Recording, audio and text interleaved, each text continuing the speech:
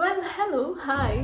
ಕೆಲವು ದಿನಗಳ ಹಿಂದೆ ನಾನು ಆಂಗ್ಸೈಟಿ ಬಗ್ಗೆ ವಿಡಿಯೋ ಪೋಸ್ಟ್ ಮಾಡಿದ್ದೆ. ಸೊ ಅದರಲ್ಲಿ ಸದ್ಗುರು ಅವರ ದ ಕರ್ಮ ಬುಕ್ ಬಗ್ಗೆ ಕೆಲವು ವಿಷಯಗಳನ್ನ ಶೇರ್ ಮಾಡಿದ್ದೆ. ಆ್ಯಂಡ್ ಆಲ್ಸೋ ಅವ್ರು ಮೆನ್ಷನ್ ಮಾಡಿರುವಂತಹ ನೈಟ್ ರೊಟೀನ್ನ ಫಾಲೋ ಮಾಡಿ ಹೇಗೆ ನನ್ನ ಮೆಂಟಲ್ ಕ್ಲಾರಿಟಿ ಇಂಪ್ರೂವ್ ಆಗಿದೆ to take major decisions in my life. And also ಕೆಲವೊಂದಷ್ಟು ಲೈಫ್ನ ಇಂಪಾರ್ಟೆಂಟ್ ಕ್ವೆಶನ್ಸ್ಗೆ ಆನ್ಸರ್ಸ್ ಹೇಗೆ ನನ್ನ ತಲೆಯಲ್ಲಿ ನ್ಯಾಚುರಲ್ ಆಗಿ ಬರೋಕ್ಕೆ ಶುರು ಆಗಿದೆ ಅನ್ನೋದ್ರ ಬಗ್ಗೆ ಹೇಳಿದೆ.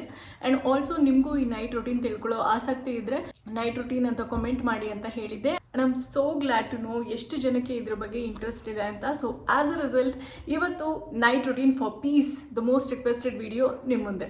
ಒಂದಷ್ಟು ವರ್ಷಗಳ ಹಿಂದೆ ನಾನು ರಾತ್ರಿ ಮಲಗುವಾಗ ನೆಮ್ಮದಿಯಾಗಿ ಮಲ್ಗೋಕ್ಕಾಗ್ತಾ ಇರಲಿಲ್ಲ. ನನ್ನ ತಲೆಯಲ್ಲಿ ಸಿಕ್ಕಾಪಟ್ಟೆ ನಾಯ್ಸ್ ಇರ್ತಾ ಇತ್ತು.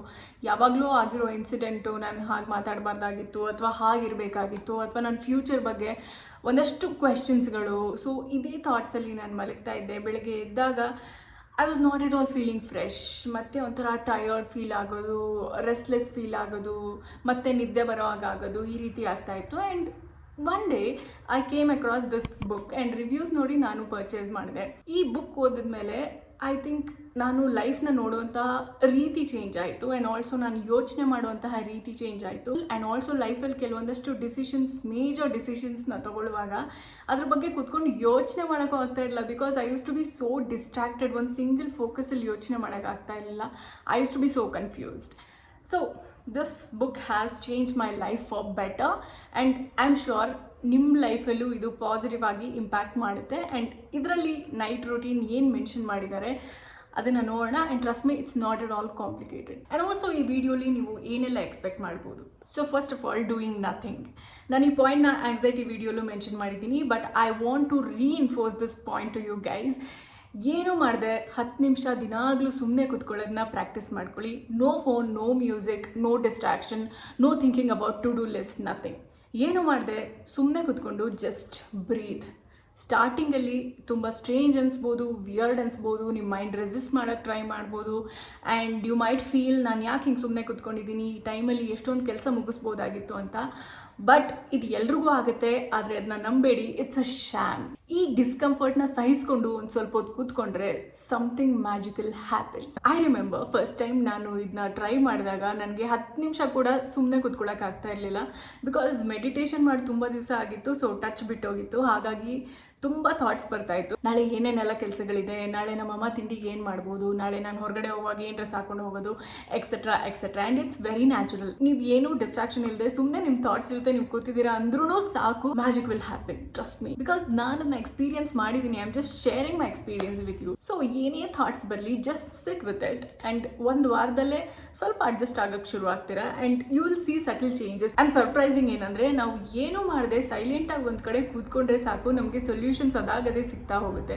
Not just every day problems ಮಾತ್ರ ಅಲ್ಲ, ಬಟ್ ನಿಮ್ಮ ಮೈಂಡ್ನ ಡೀಪರ್ ಎಮೋಷನಲ್ ಟ್ರಾಮಾಗಿರ್ಬೋದು ಅಥವಾ ನಿಮ್ಮ ಲೈಫ್ನ ಮೇಜರ್ ಡಿಸಿಷನ್ಸ್ ತೊಗೊಳೋದಕ್ಕಾಗಿರ್ಬೋದು, ಪ್ರತಿಯೊಂದಕ್ಕೂ ಇಟ್ಸ್ ಲೈಕ್ ನಮ್ಮ ಮೈಂಡಲ್ಲಿರೋ ಬೇಡದಿರೋ ಕಸನೆಲ್ಲ ತೆಗೆದು ಕಲೆಕ್ಟ್ ಮಾಡಿಕೊಂಡು ಹೊರಗಡೆ ಬಿಸಾಕಿ ನಮಗೆ ಬೇಕಾಗಿರೋದಕ್ಕೆ, ತುಂಬ ಇಂಪಾರ್ಟೆಂಟ್ ಇರೋದಕ್ಕೆ ಮಾತ್ರ ನಮ್ಮ ಮೈಂಡಲ್ಲಿ ಪ್ರಾಸೆಸ್ ಮಾಡೋದಕ್ಕೆ ಜಾಗ ಮಾಡಿಕೊಡೋ ಥರ. ಆ್ಯಂಡ್ ನಾನೀಗ ಹೇಳ್ತಾ ಇರುವಂತಹ next step is truly phenomenal. It's life changing. Night routine that clears your ಕರ್ಮ. ದಿನ ರಾತ್ರಿ ನೀವು ಮಲಗೋ ಮುಂಚೆ ಸೈಲೆಂಟ್ ಆಗಿರೋ ಜಾಗದಲ್ಲಿ ಕೂತ್ಕೊಂಡು ಒಂದು ವಿಷಯದ ಬಗ್ಗೆ ಯೋಚನೆ ಮಾಡಿ.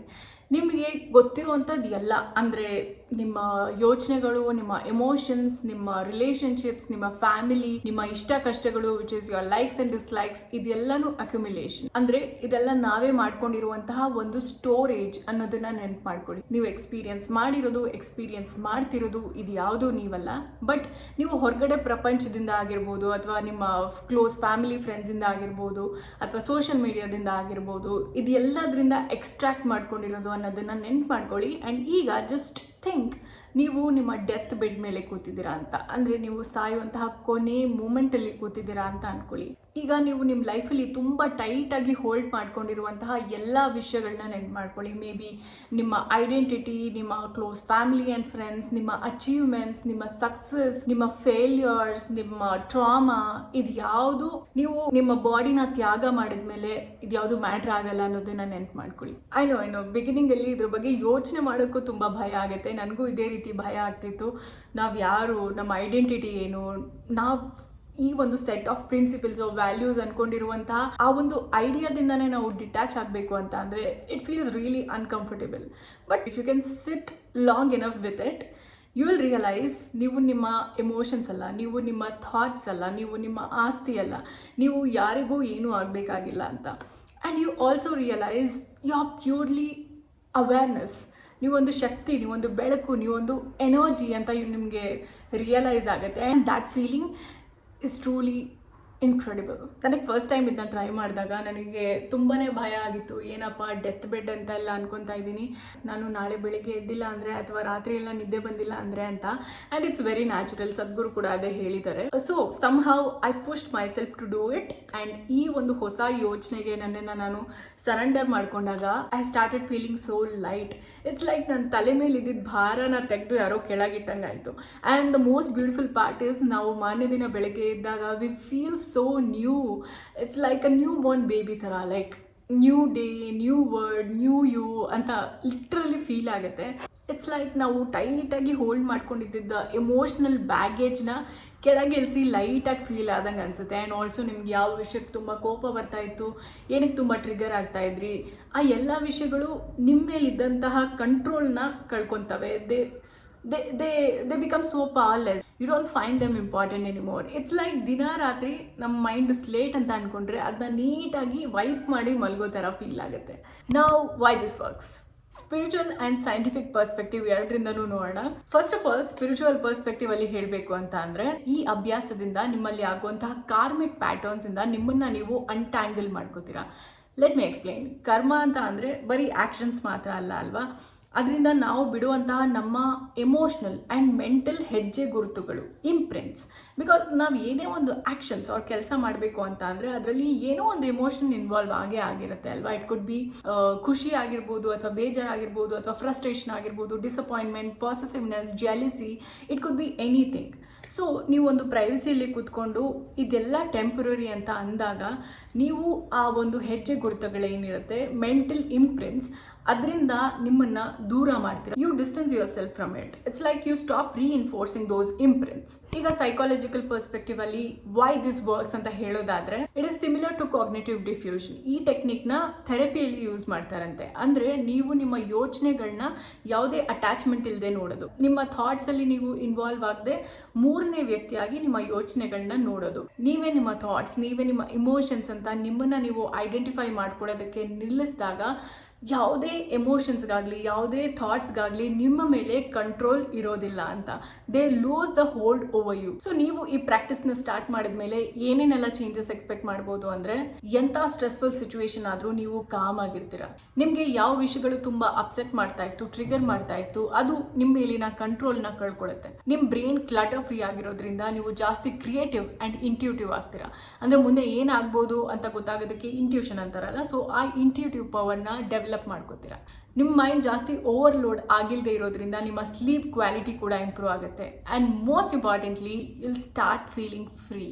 ನಾನು ಸ್ವತಃ ಈ ನೈಟ್ ರೊಟೀನ್ನ ಪ್ರಾಕ್ಟೀಸ್ ಮಾಡಿ ನನ್ನ ಎಕ್ಸ್ಪೀರಿಯನ್ಸ್ನ ನಿಮ್ಮ ಜೊತೆ ಶೇರ್ ಮಾಡ್ತಾ ಇರೋದು. ಕೆಲವೊಂದು ದಿನ ನನಗೆ ಒಂದಷ್ಟು ವಿಷಯಗಳ ಬಗ್ಗೆ ಆ್ಯಂಗ್ಷಿಯಸ್ ಆಗಿರ್ತಾ ಇದ್ದೆ. May be important conversations are important life decisions ಅಥವಾ ಇನ್ನೊಂದು ಪ್ರಾಜೆಕ್ಟ್, ಇದ್ರ ಬಗ್ಗೆ ಆ್ಯಂಗ್ಷಿಯಸ್ ಆಗಿರ್ತಾ ಇದ್ದೆ. ಸೊ ಅದನ್ನೆಲ್ಲ ಸೈಡ್ಗೆ ಇಟ್ಬಿಟ್ಟು ಈ ನೈಟ್ ರೊಟೀನ್ನ ಪ್ರಾಕ್ಟೀಸ್ ಮಾಡಿ ಮಲಗಿದಾಗ ಬೆಳಗ್ಗೆ ಎದ್ದಾಗ ನನಗೆ ಆ ಹೆವಿನೆಸ್ ಇರ್ತಾ ಇರಲಿಲ್ಲ. ಈದರ್ ನನಗೇನೋ ಒಂದು ಸೊಲ್ಯೂಷನ್ ಸಿಕ್ಕಿರ್ತಾ ಇತ್ತು, ಅಥವಾ I used to feel peaceful. ಏನಾಗುತ್ತೋ ಆಗಲಿ ನೋಡೋಣ ಅಂತ ಕಾಮ್ ಆಗಿರ್ತಾ ಇದ್ದೆ.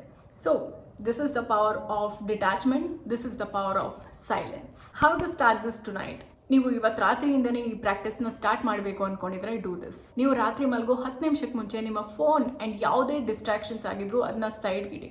ಸೈಲೆಂಟ್ ಆಗಿರೋ ಜಾಗದಲ್ಲಿ ಕಂಫರ್ಟಬಲ್ ಆಗಿ ಕೂತ್ಕೊಂಡು ನಿಮ್ಮ ಎಲ್ಲ ಥಾಟ್ಸ್ನು ಅಬ್ಸರ್ವ್ ಮಾಡಿ, ಬಟ್ ಅದ್ರ ಜೊತೆ ಇನ್ವಾಲ್ವ್ ಆಗಬೇಡಿ.